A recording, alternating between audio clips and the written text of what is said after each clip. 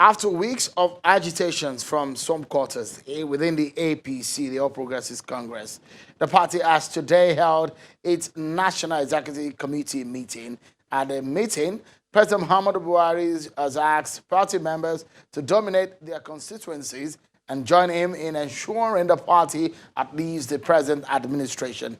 Speaking to its party members and leaders at the APC NEC meeting, President Buhari explained that he can afford to be reckless since he has no third-term agenda. While asking party members to prepare for elections in the next 18 months, the president also took a dig at the 16 senators who defected to the PDP, saying none of them was re-elected on the platform which they left to.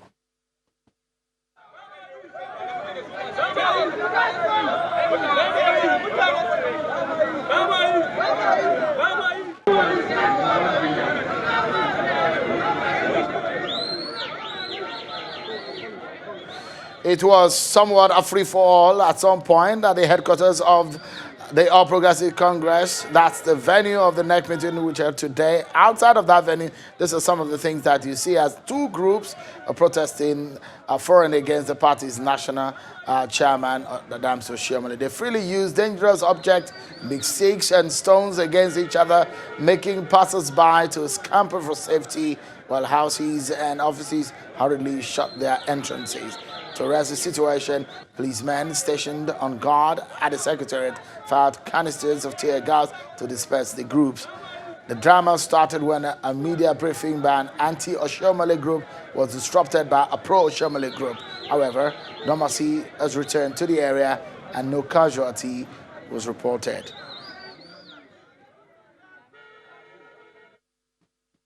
So a lot is happening within the APC. Two former governors suspended by the party, one sitting governor suspended by the party. Those are some of the issues that are supposed to have been resolved at the NEC meeting. Of course, the media is always asked to sit outside after the opening speeches of some of the leaders of the party. So some of the details of what has happened is usually not in the public domain, often or when we get them at some point from people who are on the inside. But what is known is that it is not all well with the APC, considering what has happened, the crises here and there, the fact that some people are agitated, some people are asking for the chairman, Adams Oshiomhole, to leave. Some people are saying that, well, he's done well for the party to stabilize the party. In all of this is the fact that the party held two elections, and Adams Oshiomhole said these are some of the fruit of the leadership of the party. Well, some people will remind them that look at what happened in River State, in Zamfara State, and Adamawa State. Some of the states they lost in the 2019 election.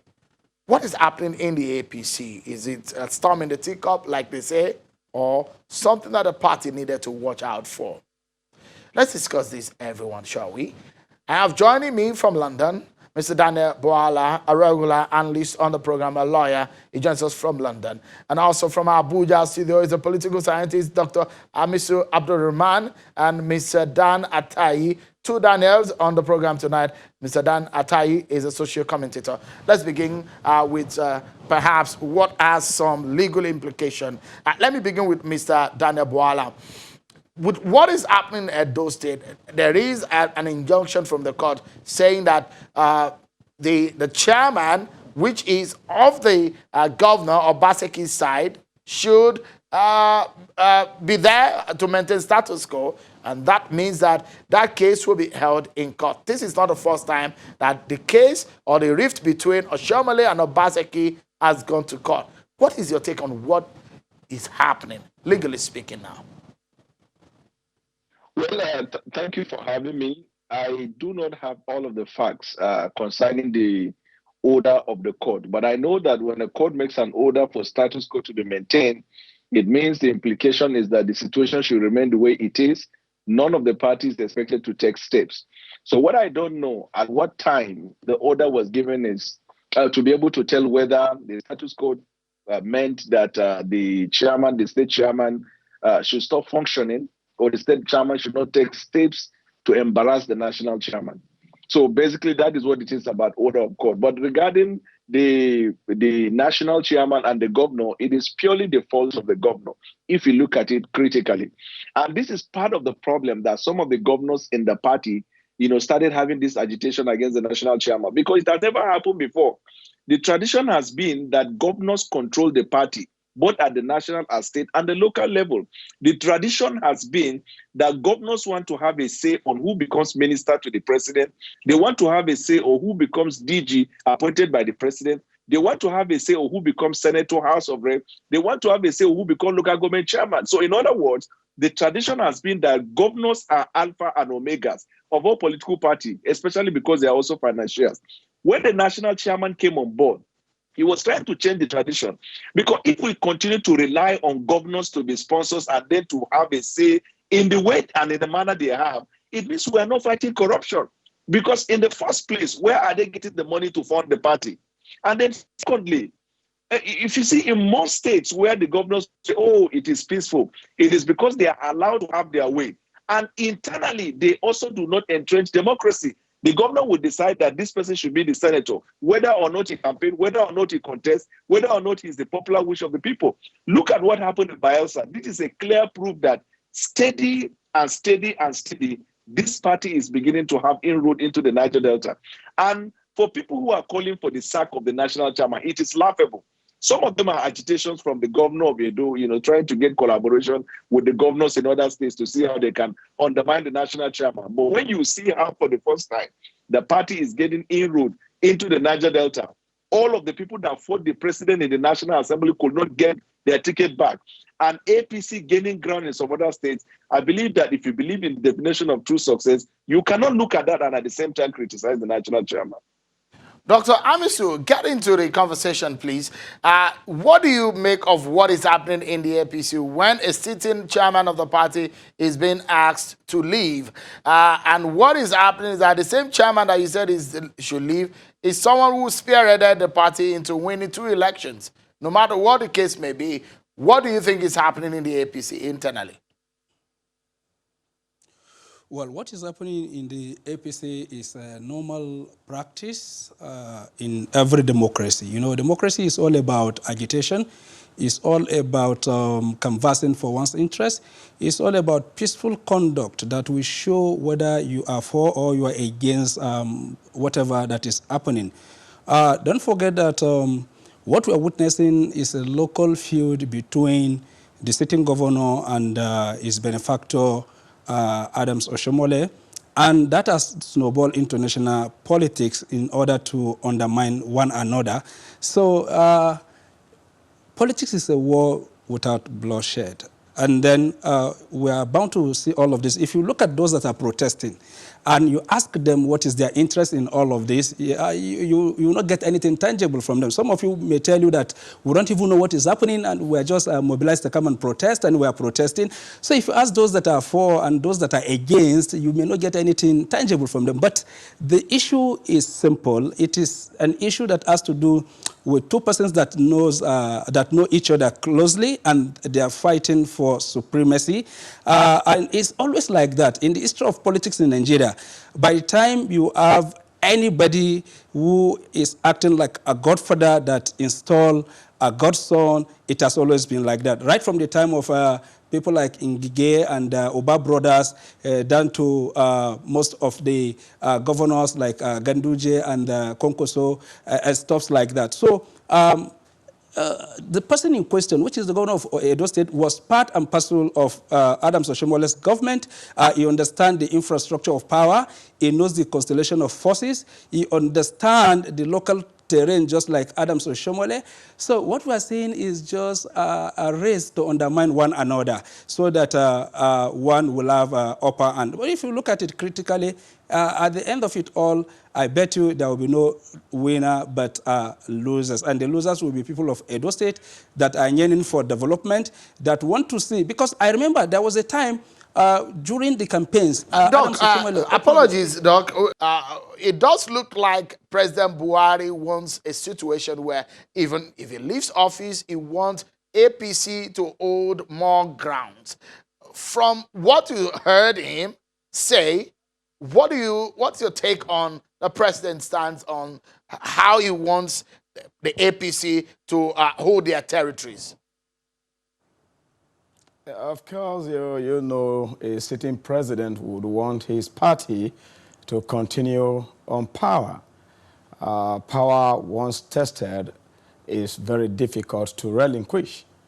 And the demonstration, the speech of the president could demonstrate it by 2023. Well, if it is about political party, is one thing, and the other thing is about the political party manifestos and ideologies. And that is where we seek governance from. You can see what is happening in Edo State, the crisis rocking the All Progressive Congress is also a fuse and a kind of rift between a godfather and a godson. And is also something that is distracting governance. So if we get the manifesto of a political party rightly, as it is practiced in 21st century first world countries, I believe that our nascent democracy will prevail in all facets of governance. However, no party is supreme when it comes to election. Election is determined by the electorate. And if the electorate so wish to continue with the All Progressive Congress, they will do that by the ballot come 2023. And if they don't want, they will also speak through the ballot. One question we are still asking the Nigerian electoral, umpire, and again those in charge of electoral reform, like the National Assembly, is whether the vote of the people still count in elections. Let me go to Mr. Daniel Boala. Mr. Boala, for those who said that, look, the APC, as it's presently constituted, is with the Buhari pillar, and we're removing the Buhari factor, that a party might just fall apart. Mr. Buhari will not be on the ballot in 2023. And for those who think that without the Buhari factor, the APC is going to be in crisis, what do you make of that? I honestly believe that without the Buhari factor, there is going to be a problem. I'm just being honest. I can be optimistic, but this is a reality. Buhari as a person carries 8 million votes, and he won't be in the ballot, may not even be actively involved in campaigning around that period. And so for us to have a future in this party, we must allow the party at the national level to structure a platform on which this party will build popular participation with the Nigerian people. It doesn't look so at the moment because of the crisis you see from different parts of the country. And if you ask me, till the cows come home, we can keep arguing it. The governors must learn to focus on the domain. If you look at democracy in America, the governors of the respective states in America are busy with their states. The lawmakers that they send to Congress are the ones that are involved on national issues. It is not the same politics in Nigeria because we rely so much on what the governor can do because we believe he will read. And as it stands now, the Game of Thrones is there. The determination of who is going to be the flag bearer, the agitation has already started. And thirdly, if you can briefly touch on this matter, a sitting governor is under suspension in the APC. 2 senators, 2 former governors are under suspension, but we've not heard whether they has been lifted or not. What is the implication of this kind of situation in the party? Just briefly. I believe that they will reverse the suspension because obviously in the meeting they will be able to look at what are the problems are, how they can move forward. I don't think the party will be prepared to move to the extent of giving more punishment to the party members. So my expectation is that the outcome of this meeting, the governors are going to be restored back from suspension. Dr. Amisu, with what you heard President Buhari say, perhaps your final word on the program, the 2023 politics is obviously there, and he said, look, prepare for election in the next 18 months. Is it in a matter of delivering to the people, or is it a matter of, look, let's start the politics? Well, for the president to have spoken like that, I think he's speaking within the context of the third-term agenda. I'm not sure if he's saying that people should start politicking now, because for him to have done that, it means that he's prepared not to perform or not to pursue the next level agenda, which was the compact with which he campaigned and won election across the country. So my take on that is that he is only speaking within the context of the Titan agenda that is being insinuated to dispel that very particular rumor, to say, look, I am not going to be on the ballot. And then we know the implication of a Buhari that is not on the ballot with the forces that are now jostling to succeed him. So he knows that for him to say that he has declared open the political arena, that will be contrary to the powers of INEC, because it is only INEC that could say it is time for parties to start politicking or individuals. But it can be done softly. But my understanding is Let's get he's speaking Mr. within the Atai's context his final word on the program also. Mr. Atai, the reality that is dawning on the APC that Buhari is not going to get another chance again, so he's spending his last 3 years or so as a president. Does it going to guarantee performance from the APC, knowing full well that they've got to perform to impress Nigeria, or we're just going to see more politics and politicking? Quickly, please. Of course, there are personalities behind the APCs that made Buhari president. And we will not shy away from that fact that we have figures like Bola Ahmed Tinubu, we have people like El Rufai, we have a lot of them in the country, and they are within the APC. And we believe those people can sustain the potentiality and the mandate of the party to continue from 2023. Well, that's probably where we'll leave it at this time. I must thank the two brave Daniels on the program tonight. Daniel Atai, social commentator, and Daniel Bwala, a lawyer, speaking to us from London, and Dr. Amisu Abdurrahman, a political analyst. Thank you so much, gentlemen, for coming on tonight. That's our show for tonight, everyone. Many thanks for watching. I'm Sean Kimbale. Bye for now.